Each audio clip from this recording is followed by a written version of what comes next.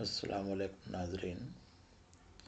Telangana junior lecturer Urdu امتحان کی تیاری کے سلسلے میں جو اردو ادب کا نصاب دیا گیا ہے، اس میں جو چوتھا یونٹ ہے وہ ادبی تنقید کے حوالے سے ہے، اور اس میں جو تفصیلات جاننا ہے: نمبر 1، تذکروں میں تنقید، تنقیدی نقوش، نکات الشعراء، گلشن بہار، آب حیات۔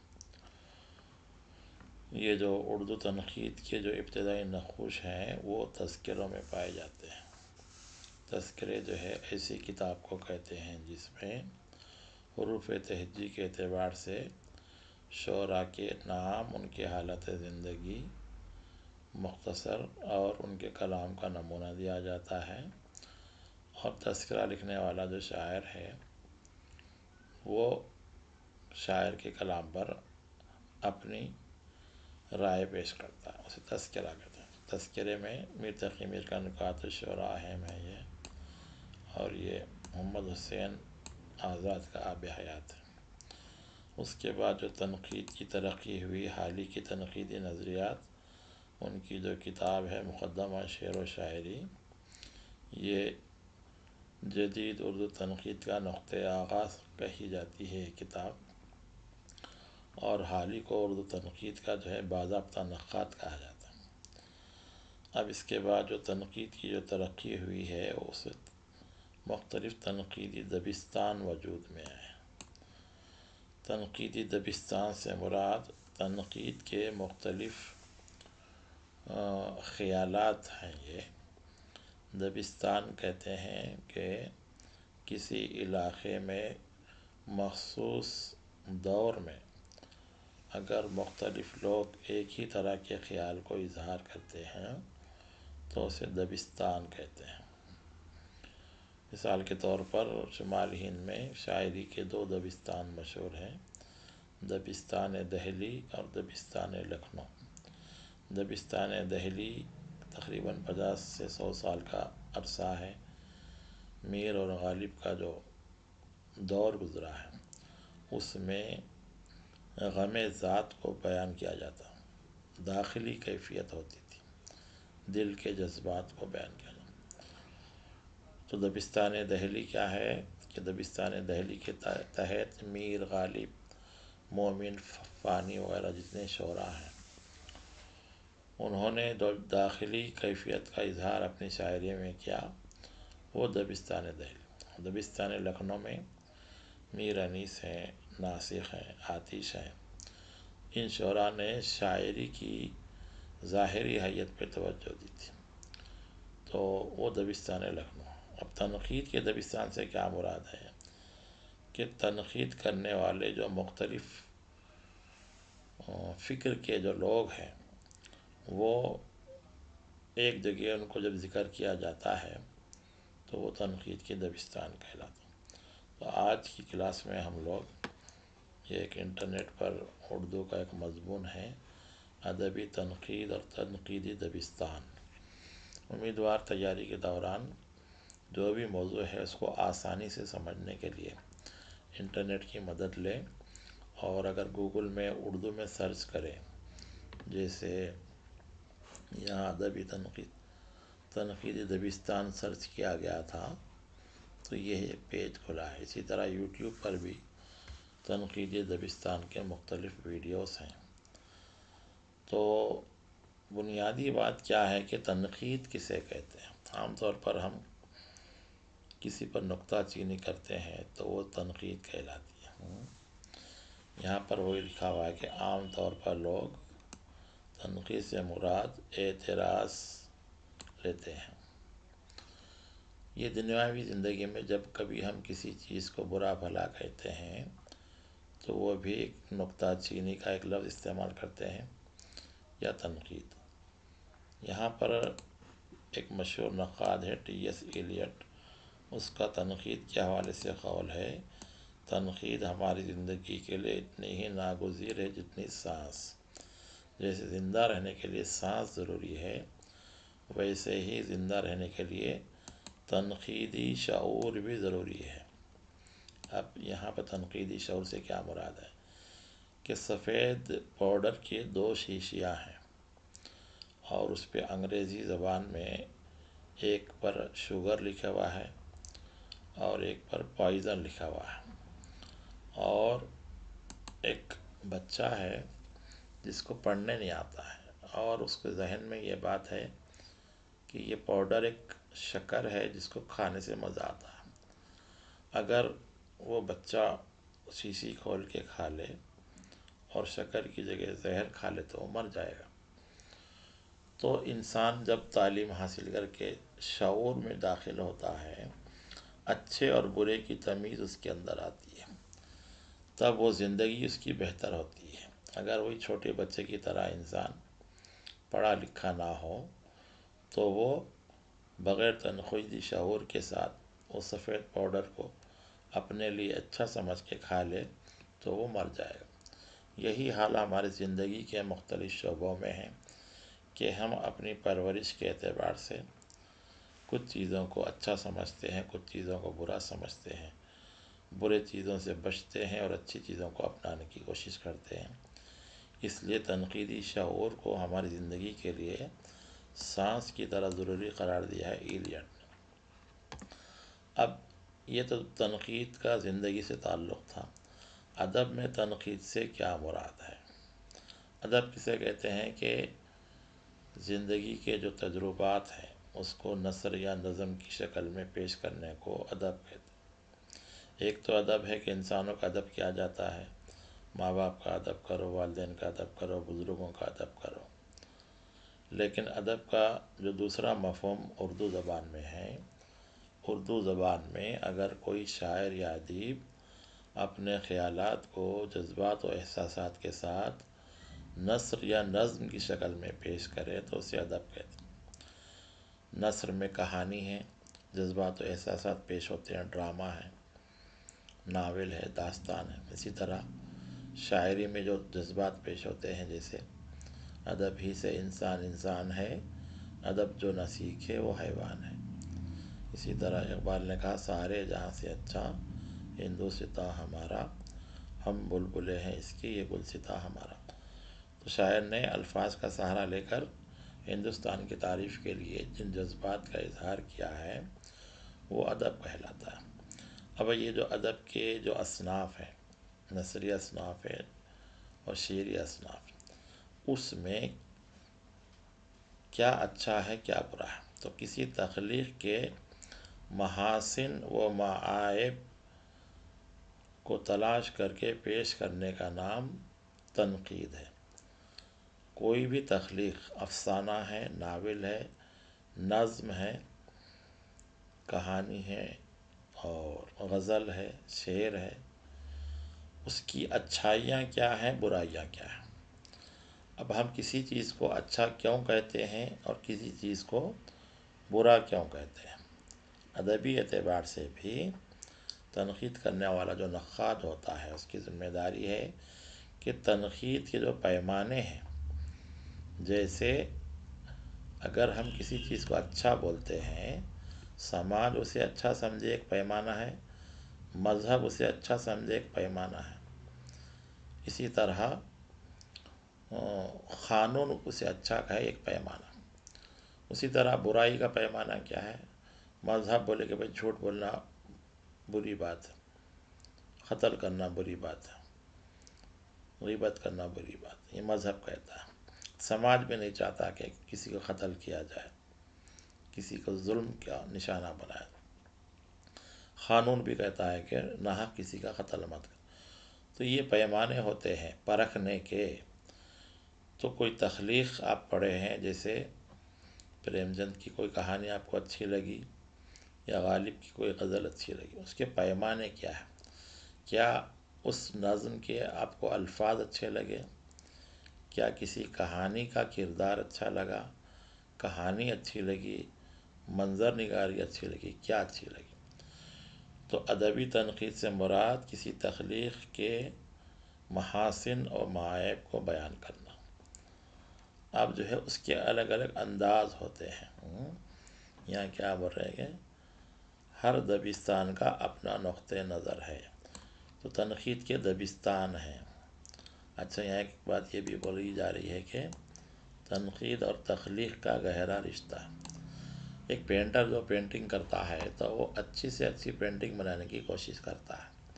اگر کچھ خراب ہو گئی تو اسے پھر سے درست کرتا ہے۔ تو تخلیق کار بھی کوئی کہانی لکھتے وقت 4-5 مرتبہ اسے کاٹ چھانٹ کر کے خوبصورت بناتا ہے۔ بعض شاعر ہوتے ہیں ایک مرتبہ میں شعر کہہ دیتے ہیں اور بہت اچھا شعر ہو جاتا ہے، وہ وجدانی کیفیت کا۔ تو یہاں کیا کہہ رہے ہیں کہ اقبال، محمد حسین آزاد کے ایسے مسودات ملے ہیں جس میں انہوں نے اسلوب کو خوبصورت بنانے کی کوشش میں خوب کاٹ چھانٹ کی ہے۔ تخلیق کار کیا کرتا ہے کہ اپنی تخلیق کو عوام کے سامنے پیش کرنے سے پہلے اسے اچھے سے اچھا کرتا ہے، جیسے آرٹسٹ اپنی تصویر کو بہتر بناتا۔ تو یہاں پر کیا بات پتہ چلی کہ تخلیق کا تنقید سے رشتہ ہے۔ کوئی بھی تخلیق کار اچھی سے اچھی تخلیق بناتا ہے۔ اچھا، عام طور پر کہا جاتا ہے ارسطو سے تنقید کا آغاز ہوا۔ اس طرح کے پوائنٹس آپ کو جو ہے الگ سے انڈر لائن کر کے رکھنا ہے۔ جہاں پر بھی کتابیں کوئی آپ کے ہاتھ میں کتاب ہے تو آپ اس کو اہم پوائنٹس کو نوٹ کرتے جانا۔ اب ایک بات یہاں پر بھی یہ ہے کہ ارسطو سے بھی 1500 برس قبل جس ادبی تخلیق سے تنقیدی شعور کی نشاندہی ہوتی ہے، اس کا خالق خاخب اور اسنوب تھا۔ یہ یونانی تھے، پتہ نہیں کہاں کے تھے۔ یہ فرعون کے زمانے کے تھے، 12ویں خاندان کے زمانے۔ اچھا، اب یہاں پر ایک بنیادی بات کہ جدید اردو تنقید کا آغاز حال ہی کے مقدمہ شعر و شاعری سے ہوتا ہے، یہ 1893 میں۔ اب یہ مقدمے کی تاریخ کیا ہے کہ الطاف حسین حالی قدیم زمانے کی جو غزل گوئی تھی جس میں عشق و عاشقی کی باتیں ہوتی تھی، اس کو انہوں نے ناپسند کیا، کیونکہ حالی اس دور میں تھے جب انگریز ہندوستان پہ قبضہ کر لے رہے تھے۔ سر سید احمد خان کے بعد ہندوستانیوں کی حالت بری تھی۔ اس زمانے میں لکھنوی طرز کی غزل گوئی کو لوگ پسند نہیں۔ جب پیٹ میں بھوک ہو اور باہر ہر طرف افراتفری کا عالم ہو تو حسن و عشق کی باتیں نہیں کی جاتی۔ تو حالی کیا کرے، اپنی شاعری کے ساتھ ساتھ انہوں نے ایک نظریہ پیش کیا کہ ادب برائے زندگی، ایسا ادب لکھا جائے جو زندگی کو فائدہ مند ہو۔ تو حالی کیا ہے، ادب برائے زندگی کے علم بردار تھے۔ تو جب انہوں نے شاعری پیش کی تو کچھ نئے موضوعات پیش کیا، نظمیں کہیں اور شعر کو مقصدیت ادا کی۔ اور انہوں نے اپنی جو کتاب لکھی اس میں اردو مثنوی کے تعلق سے، شعر کے تعلق سے، مرثیے کے تعلق سے، غزل کے تعلق سے تنقیدی خیالات پیش کیے۔ تو ان کی کتاب جو شاعری کے ساتھ شائع ہوئی تھی تو مقدمہ شعر و شاعری کے عنوان سے اس کو الگ سے بھی شائع کیا گیا۔ یہ اردو تنقید کی جو باضابطہ تنقید ہے، پہلی کتاب مانی جاتی ہے۔ اب حالی کے بعد تنقید میں یہ سب لوگوں کے نام آتے ہیں جو سلیبس میں آپ کو پڑھنا ہے۔ فراق ہے، آل احمد سرور ہے، مجنوں گورکھپوری ہے، احتشام حسین وغیرہ، یہ سارے نام۔ اچھا، اب یہ جو ہے تنقیدی دبستانوں کا تعارف ہم کو پڑھنا ہے۔ یہ جوڈیشل کرٹیسزم کے نام سے یہاں بتایا جا رہا ہے۔ تشریعی تنقید کیا ہے؟ یہ معیار پرستی پر مبنی معیار نقد ہوتی ہے۔ نقد کے معنی تنقید کے ہیں، اور ملکہ الزبتھ کے عہد کے بیشتر نقاد اسی انداز کے حامل تھے۔ اردو میں حالی سے پہلے کے نقاد عام طور پر اسی قسم کی تنقید کے مطابق فیصلے کرتے تھے۔ کیا ہے یہ؟ تنقید کا قدیم ترین دبستان یعنی کلاسیکی تنقید بلحاظ نوعیت تشریعی تھی۔ بعض لوگوں نے اسے اخلاقی تنقید بھی کہا ہے۔ تشریعی تنقید کی مثالوں میں آزاد کی آب حیات کے بعض آراء پیش کی جا سکتی ہے۔ آزاد نے بہادر شاہ ظفر کا سارا کلام ذوق کے کھاتے میں ڈال دیا تھا۔ مطلب بہادر شاہ ظفر خود شاعر نہیں تھے، بلکہ ذوق صاحب بہادر شاہ ظفر کے کلام کو اپنے نام سے استعمال کرتے تھے۔ یہ جو فیصلہ سازی ہے، اس طرح کی تنقید کو تشریعی تنقید کہتے ہیں۔ یہ صرف تعارف کے لیے آپ کو پڑھنا ہے۔ شبلی کی کتاب جو ہے موازین انیس و دبیر ہے اس میں حالانکہ تقابلی تنقید ہے، لیکن شبلی نے انیس کو بڑھاوا دینے کے لیے دبیر کو کم کیا، یہ بھی ایک تشریحی تنقید کی مثال ہے۔ ایک اہم تنقید ہے سائنٹیفک کرٹیسزم، یہ اصل میں کڑی معیار پرستی کے خلاف رد عمل ہے۔ کچھ لوگ معیار پرستی پہ اٹل رہتے ہیں، بھئی یہ معیار پہ ہونا تو صحیح ہے نہیں تو غلط۔ اس کے رد عمل کے خلاف سائنٹیفک تنقید آئی، اس میں تجزیاتی اور استقرائی تنقید شامل ہے۔ کوئی بھی تخلیق کا تجزیہ کیا جاتا ہے، استقراء کے معنی نتائج نکالے جاتے ہیں۔ تجزیاتی تنقید کا پیشرو ولیم ایمپسن تھا۔ اچھا، استقرائی تنقیدی دبستان کا بانی رچرڈ مولٹن تھا۔ اب یہاں پر مثال کے ذریعے سمجھانے کی کوشش کی گئی کہ اے ہمالا، اے فصیل کشور ہندوستاں، چومتا ہے تیری پیشانی کو جھک کر آسماں۔ یہ جو مصرع ہے، چومتا ہے تیری پیشانی کو جھک کر آسماں۔ ہمالیہ کی چوٹی کی صحیح پیمائش سائنسدان بتاتا ہے، مگر شاعر کا کام نہیں۔ شاعر کو چوٹی کی بلندی کی درست پیمائش سے دلچسپی نہیں، شاعر تو قاری میں ہمالیہ کی بلندی کا احساس جذباتی تلامذوں اور احساساتی تمثالوں سے ابھارتا ہے۔ یہاں کیا بول رہے کہ تیری پیشانی کو چومتا ہے آسمان جھک کر، تو یہ جو اتنا بلند ہے کہ آسمان اس کو چھوتا ہے، یہ ایک مثال ہے شاعری میں سائنٹیفک تن۔ اور ایک اور مثال دے رہی آپ غالب، سبزے کو جب کہیں جگہ نہ ملی، بن گیا رویا پر کائی۔ پانی کے اوپر جو کائی بن جاتی ہے، سائنسی معیار پر شاعری کو نہیں پرکھا جا سکتا۔ اسی وجہ سے ایلیٹ کہتے ہیں تنقید نہ تو سائنس ہے اور نہ ہی وہ سائنس بن سکتا۔ سائنٹیفک نقطہ نظر کیا ہے، اس کو ذرا سمجھنے کے لیے یہ تجزیہ اور استقراء، یہ دو باتوں کو یاد رکھیں گے۔ کھول کر کسی چیز کو سمجھایا جاتا ہے، اس کو سائنٹیفک تقابلی تنقید آسان ہے یہ سمجھنے کے لیے۔ کوئی بھی موضوع کے تعلق سے دو شاعروں کو ساتھ ساتھ رکھا جاتا ہے اور دونوں کے درمیان وہ خصوصیات ڈھونڈتے ہوئے کسی ایک کو بہتر قرار دیا جاتا ہے، اسے تقابلی تنقید کہتے ہیں۔ یہ میزان کی حیثیت رکھتی ہے کہ جیسے دو پلڑے ہوتے ہیں نا، ایک میں ایک کو رکھ دیے، دوسرے میں ایک کو رکھ دیے، کون زیادہ وزنی ہے۔ قدیم تذکروں میں اس قسم کی تنقید ملتی ہے۔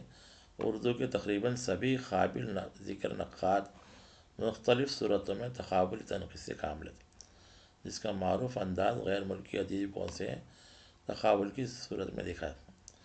مثلاً ڈاکٹر عبدالرحمن بجرونی نے گوئٹے، ورڈسورتھ، بادلیئر اور ملارمے سے غالب کا تقابل کیا ہے۔ ایک کا دوسرے سے تقابل کرنے کو تقابلی تنقید کہتے ہیں۔ آغا حشر کو انڈین شیکسپیئر کہا گیا ہے۔ ڈرامے کے باب میں آپ کو یہ بات یاد رکھنا ہے کہ انڈین شیکسپیئر کسے کہا گیا ہے؟ آغا حشر کاشمیری کو۔ جیسے انگریزی میں شیکسپیئر مشہور ڈرامہ نگار ہے، ایسے ہی ہندوستان میں آغا حشر ہے۔ تقابلی تنقید کی ایک اور مثال جو یہاں نہیں دی گئی، شبلی کی کتاب ہے موازین انیس و دبیر، جس کا اوپر ذکر کیا گیا، یہ جو ہے اردو میں تقابلی تنقید کی سب سے اچھی مثال۔ رومانی تنقید، رومانٹک کرٹیسزم، اردو ادب کے پڑھنے والے طالب علم ذرا نئی جو اصطلاحات آ رہے ہیں اس کو بھی سمجھنے کی کوشش کرنا چاہیے۔ عام طور پر رومان سے مراد ہمارے ذہنوں میں پیار و محبت آتا ہے، یا انگریزی میں رومانٹک کہا جائے، لیکن رومان کی تعریف کچھ الگ ہے۔ کیا ہے رومان کی تعریف؟ کہ کسی تخلیق میں خواب و خیال کی باتیں پیش کرنا، خواب و خیال کی جنت بسانا، اس کو رومان کہتے ہیں۔ ایسی تحریر لکھنا کہ پڑھنے والے کو مزہ آ جائے، اسے رومان کہتے ہیں۔ ایسی تحریر لکھنا جس کے اندر خیالی جنت بسائی گئی۔ تو ایک زمانہ تھا کہ اردو میں ایسی کہانیاں لکھی گئی جس میں خیالی جنت بسائی گئی، اسے رومانی تحریک کہتے ہیں۔ تو تنقید میں رومان کو تلاش کرنا، یہ کون لوگ ہیں؟ یہ کہ اس میں خاص طور سے یہ جو مہدی فادی ہے اور امداد امام اثر عبد الرحمن بجنوری اور یہ عالم مسرور ہو، یہ لوگ کیا ہے اپنے کسی بھی تخلیق میں رومان کے عناصر کو تلاش کرتے ہیں۔ رومان کیا ہے کہ خواب و خیال کی باتوں کو تخلیق میں پیش کرتے۔ جمالیات کی تنقید ایستھیٹیکل کرٹیسزم، یہ تخلیق میں حسن، اسلوب میں حسن کاری کا مطالعہ ہے۔ حسن کے پیمانے کے الگ الگ ہیں، کسی کو کانٹے پسند آتے ہیں، کسی کو پھول پسند آتے ہیں، لیکن زیادہ تر لوگوں کو پھول پسند آتے ہیں۔ عربی کا ایک مقولہ ہے، اللہ جمیل ویحب جمال، اللہ جمیل ہے اور جمال کو پسند کرتا ہے۔ تو جمالیاتی تنقید میں کیا ہے، تخلیق میں جمال کو ڈھونڈا جاتا ہے، جمالیاتی عناصر کو۔ یہ والٹر پیٹر کے بارے میں کہا جاتا ہے کہ جمالیاتی تنقید کا اہم نقاد تھا، کروچے بھی ہیں۔ اور اس میں کیا ہے، حسن اور حسن کاری کے مطالعے کو تنقید کی اساس کہا جاتا ہے۔ جمالیاتی تنقید کے دیگر دبستانوں سے بعض اساسی نوعیت کے اختلافات کی بنیاد پر ممتاز ہوتی جاتی ہے۔ ایک تو اس میں تجزیاتی طریقہ کار کو بروئے کار نہیں لے جاتا، اور دوسری یہ فیصلہ تو صادر کرتی ہے لیکن فیصلہ کسی اصول، لسانی قانون یا فنی ضابطے پر استوار کرنے کی کوشش۔ بس جمالیات ہے تو وہ اچھا ہے کہ نیاز فتح پوری کی تنقید کو اردو میں جمالیاتی تنقید کا سب سے اچھا نمونہ قرار دیا جا سکتا ہے۔ یہ جملہ اہم ہے، نیاز فتح پوری جمالیاتی تنقید کے اہم نقاد ہیں۔ عابد علی عابد بھی جمالیاتی تنقید کا ہے۔ تاثراتی تنقید کیا ہے، کوئی تخلیق پڑھنے کے بعد ہمارے ذہن میں جو تاثر پڑتا ہے اس کو تاثراتی تنقید کہتے ہیں۔ تو اسی طرح نقاد بھی کوئی تخلیق پڑھتے ہیں اور تاثرات کو اخذ کرتے ہیں، پھر ان تاثرات کو جس تنقید میں بیان کرتے وہ تاثراتی تنقید ہے۔ عام طور پر تاثراتی اور جمالیاتی تنقید ایک دوسرے کو مترادف سیم کہا جاتا ہے، لیکن تھوڑا سا فرق اس میں ہے۔ اس کی خامی کیا بول رہے کہ اس میں ادبی تنقید کے بنیادی مقصد یعنی ادب میں تعین قدر کو تسلیم نہیں کیا جاتا، صرف تاثرات بیان کرتے، اس کی قدر قائم نہیں کی جاتی۔ اس زبان میں فراق گورکھپوری کے اندازے جو کتاب ہے تاثراتی تنقید کی سب سے اچھی کتاب سمجھی جاتی ہے۔ محمد حسن عسکری کی انسان اور آدمی تاثراتی تنقید کے قریب ہے۔ نون میم راشد بھی یہی ہے۔ تاریخی تنقید کیا ہے کہ تخلیق میں کسی تاریخی عمل کی نشاندہی، کہا جاتا ہے کہ جو تخلیق ہے کس دور میں لکھی گئی، ادیب کے ہم عصروں کے کیا کیا تقاضے تھے اور اس نے ان تقاضوں کی بجاوری کے لیے کیا کیا ذرائع استعمال کیا۔ تاریخی شعور دیکھنا چاہیے، جیسے اگر کوئی تحریر پڑھ رہا ہے جس میں مغلیہ سلطنت کے زوال کا ذکر ہے تو ایک تاریخی شعور ہے، تو اس مطالعے کو تاریخی تنقید کہتے ہیں۔ عمرانی تنقید کیا ہے، سوشیالوجیکل کرٹیسزم، کہ سماجی محرکات کی تلاش تنقید کا کام ہے۔ عصری شعور اور سماجی محرکات، عمرانیات سے مراد دور بھی ہے، تو تنقید میں سماجی شعور کو دیکھنا ہے۔ حالی کیا کرے، ادب اور سوسائٹی کے تعلق پہ بحث کی ہے۔ حالی نے کہا تھا کہ اگر سماج کا مزاج اچھا ہے تو شاعر اچھی شاعری پیش کریں گے، اگر سماج کا مزاج برا ہے تو شاعر بری شاعری پیش کریں گے۔ آج کل جو فلموں کا جو انداز ہے، پبلک ڈیمانڈ کے نام پہ جو گراوٹ آ رہی ہے، یہ ادب اور سماج کا تعلق ہے۔ تو یہ جو ہے عمرانی تنقید میں سماج سے متعلق باتیں ہوتی ہیں۔ یہ جو تخلیقات ہیں یہاں پر، یہ سب عمرانی تنقید کے تناظر، امراؤ جان ٹیڑھی لکیر، اداس نکسل آنگن، زمین بستی تذکرہ، آگے سمندر، یہ سماجی شعور کو پیش کرتا۔ نفسیاتی تنقید کہ کسی تخلیق میں کیا نفسیات کار فرما ہے، یہ فرائڈ کا نظریہ ہے لاشعور کے نام سے، ایڈلر ہے، جونگ ہے، یہ سب مغربی نقاد ہے جنہوں نے تخلیق میں نفسیاتی عمل پہ، کوئی کردار اچھا ہے تو اس کی نفسیات کیا ہے، برا ہے تو اس کی نفسیات کیا ہے، اس کے غم کے پیچھے کیا کیا نفسیات ہے، اس کو بیان کیا جاتا ہے نفسیاتی تنقید میں۔ کارل مارکس نے جو نظریہ پیش کیا تھا کہ جو ہے معاشی اعتبار سے امیر اور غریب جو کا فرق ہے، محکوم ہے، حکمران ہے، طبقاتی کشمکش ہے، ان ساری چیزوں کو تخلیق میں ڈھونڈنے کا نام مارکسی تنقید ہے۔ اور میکسیم گورکی، فیض احمد ندیم قاسمی، عزیز احمد وغیرہ اہم نقاد۔ حیتی تنقید، فارمالسٹ کرٹیسزم، ایک تخلیق جو ہوتی ہے اس کی ایک حیت ہوتی ہے، جیسے غزل کے جو ہے حیت ہے کہ مطلع ہوتا ہے، مقطع، قافیہ، ردیف، اور قوافی کا جو نظام ہے غزل کی حیت کے لیے ضروری۔ مثنوی جو ہے ہر شعر میں قافیہ ردیف بدلتا ہے، رباعی میں 4 مصرعے ہوتے ہیں۔ اسی طرح افسانے کی ایک حیت ہے، حیت سے مراد ڈھانچہ ہے، تخلیق کار اپنے خیالات کو کسی ڈھانچے میں پیش کرتا ہے۔ اب وہ حیت کے مطالعے کا نام جو ہے حیتی تنقید ہے۔ ہر فن پارے کی 2 حیتیں ہوتی ہیں، ایک تو خارجی اور ایک داخلی۔ خارجی کیا ہے کہ رباعی کے 4 مصرعے ہیں، غزل کے اتنے اشعار ہیں، لیکن داخلی طور پہ الفاظ بھی ہوتے ہیں۔ تو شمس الرحمن فاروقی نے اس بارے میں بہت اہم کام کیا ہے، وہ حیتی نقاد کے طور پہ مشہور ہے۔ لفظ اور معنی کے تعلق سے انہوں نے بحث کی ہے۔ اسلوبیاتی تنقید، 2 ادیبوں کا جو ہے اسلوب کا مطالعہ، اسلوب کہتے ہیں طرز تحریر کو۔ غالب کا انداز الگ ہے، اقبال کا انداز الگ ہے، نثر میں رشید احمد صدیقی کا انداز الگ ہے، یوسف ناظم کا، یہ لوگ مخصوص انداز بیان کے سبب پہچانے جاتے۔ تو تحریر میں انداز بیان کو دیکھ کر اس پر رائے قائم کرنے کو اسلوبیاتی تنقید کہتے ہیں۔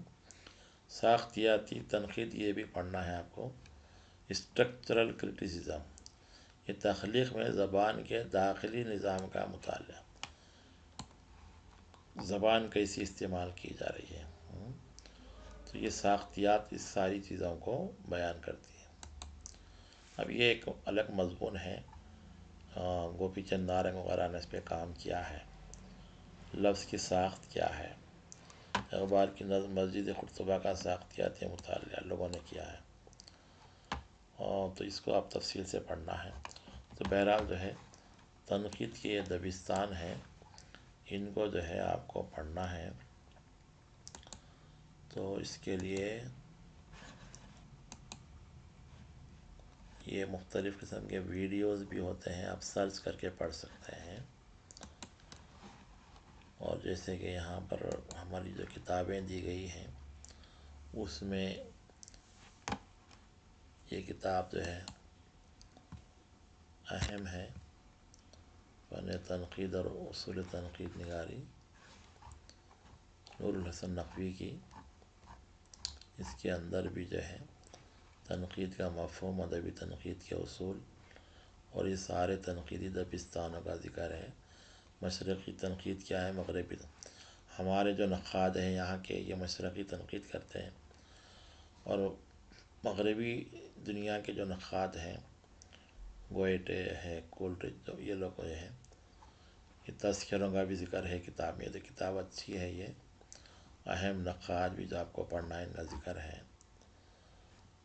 یہ بھی جو ہے پہلا جملہ یہی ہے کہ تنقید زندگی کے لیے اتنی ضروری جیسے سانس بلے، اور جو ہے تنقید کا مفہوم سمجھائے، اچھے برے میں فرق، کھرے کھوٹے میں تمیز کرنے کی صلاحیت بچے سے ہوتی ہے۔ زندگی کے ہر شعبے کی طرح ادب کے لیے بھی تنقید اور تنقیدی شعور ناگزیر ہے۔ یہی ہے کہ اچھے برے کی تمیز ہونا، اچھا کیا ہے یہ ایک پیمانہ ہے، برا کیا ہے یہ ایک پیمانہ ہے، اور مختلف دبستان کیا ہے، مختلف طرز فکر کو کسی تخلیق میں ڈھونڈتے ہیں کہ تنقید کیوں ضروری ہے. یہ ساری چیزیں اس کتاب کے اندر ہیں. ادبی تنقید کے اصول ہیں کہ تنقید کا پہلا کام فن پارے میں تجربہ پیش کیا گیا ہے وہ کیسا ہے، حیت کے اعتبار سے، مواد کے اعتبار سے، خیال کے اعتبار سے. تو آپ لوگ اس کو پڑھیے، پڑھ کے جو ہے اپنے مضمون کو بہتر بنائیے، اہم باتوں کو نوٹ کیجیے. امید ہے کہ آج کا ویڈیو آپ کو کچھ سمجھ میں آیا ہوگا.